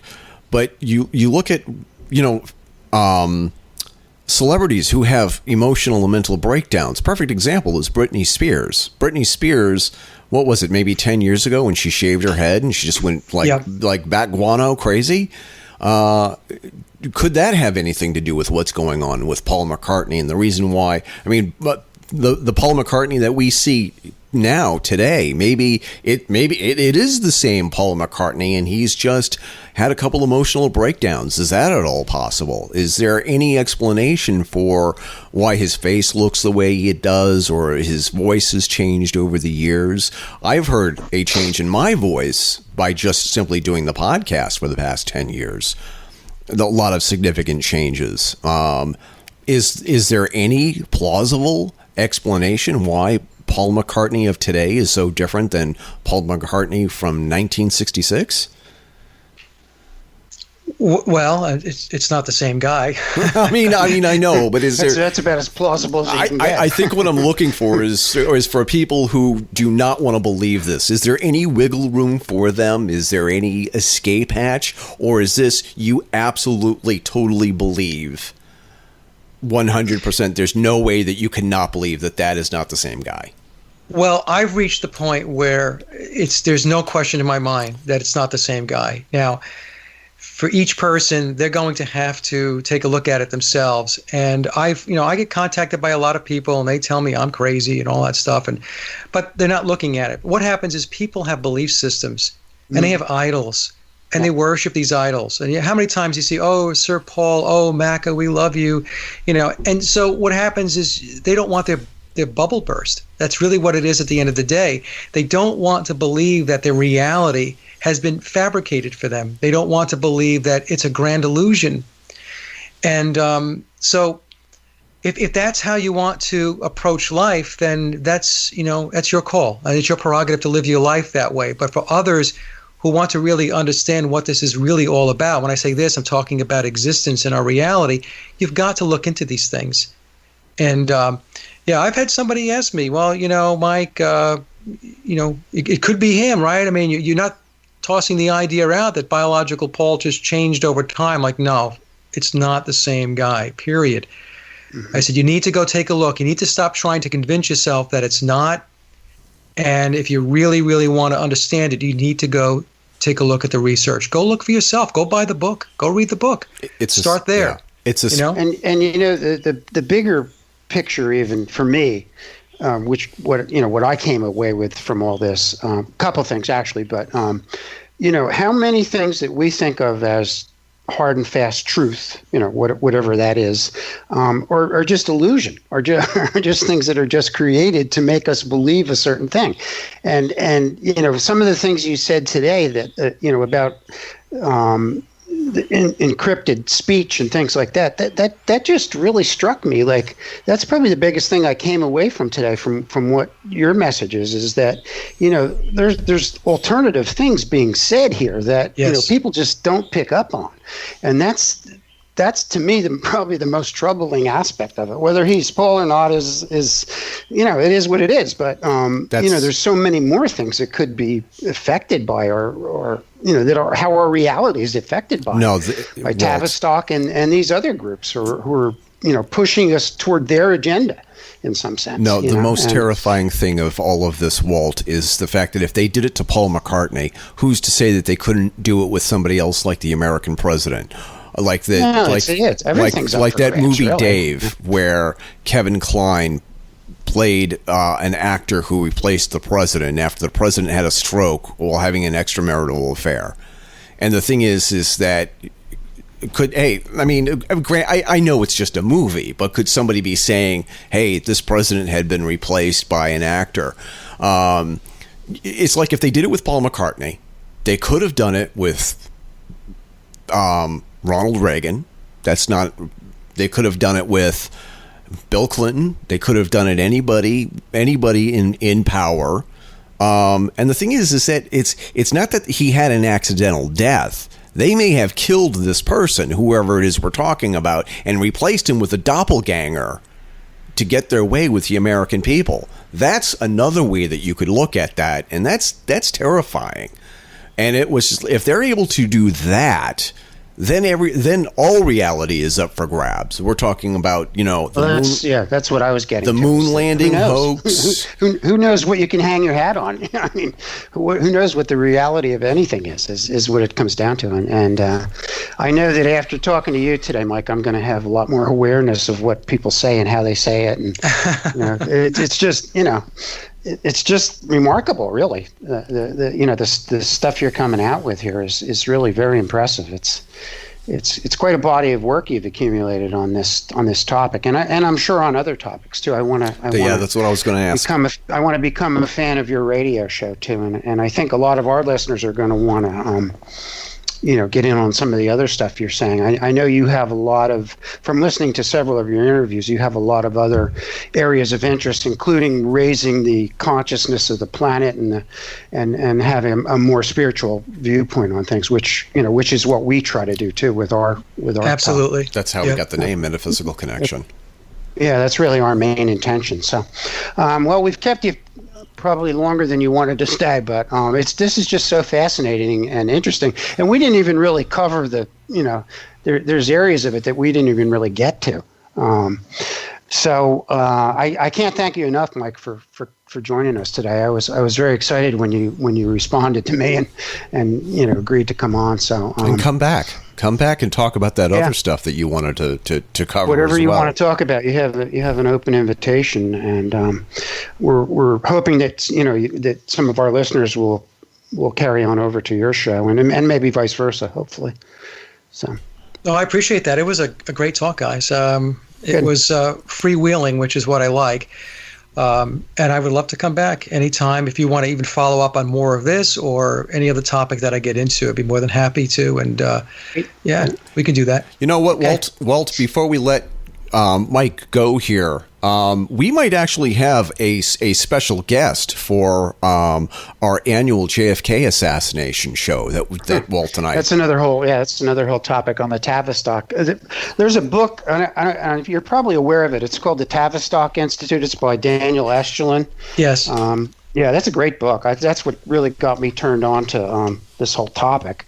which segued into the Beatles, and I have to say that my my fantasy about the Beatles being just these four young lads that came together and had this magical alchemical reaction to each other has been dashed on the rocks, but that's okay. It's like what John said, the dream is over. Yeah, that's very true. That's very true. Lennon really was the spiritual leader of the band, and I know Harrison got into spirituality too, but Lennon, I think it pained him to have all this stuff that he knew was going on and that he knew was wrong. I think in some level. So. I think John walked off the reservation. So when he handed his MBE back in 1969, I think that was the beginning of the end for John. I remember I said that they wait a long time, to even the score, and I'm not saying they killed him. I'm not sure. I actually think they did, but yeah, I mean, it's possible. It's very possible. And Ole Damergaard will tell you that they did, that they had an assassin from Operation 40 actually did the shooting. But, John, I think, walked off and, he just didn't want any part of it anymore. And I think that was the beginning of his demise. Yeah. He just couldn't live with it anymore. I think, it was weighing on his soul, I think, so to speak, so. Okay, Mike, we'll let you go. So that was a really great conversation. So we got two topics now too. We got two topics. Kind of have it as a conversation, not, and I'm sure you don't want to just be the talking head, it's good to have a lot of back and forth, and opens up some new avenues, which maybe you haven't even considered. So that's what's good about it. So. Well, thank you again. I enjoyed it very much. Okay, Mike. Thanks a lot. By the way, Mike, one more thing I'd like to also, if you have anything to say about John Lennon, we've not done an entire show on John Lennon. If you'd like to come back and talk to him on the anniversary of his birth or his death, we'd love to have you. Well, I'd have to do some more research into John's assassination. I mean, I have begun that work. Mm-hmm. I have been. Yeah, let me see where I go with the research on John, because there's also I've told people that they were lookalikes and doubles for John too, even going back to the early days, and that really. Yeah, I saw that too. That there was some thinking about that. Yeah, there definitely were. Yeah. Because you could see they had different noses. John had a very distinctive nose, and if you go back to 64, 65, some of the Johns didn't have that nose. That doesn't mean that the main John wasn't the main protagonist. He was. It just means that they had stand-ins. That's just the way it works. So let me see how I progress with that, and I can get back to you guys. Okay, Mike, thanks. Appreciate it. All right, guys. Great show. Bye-bye. Thank you. Bye-bye.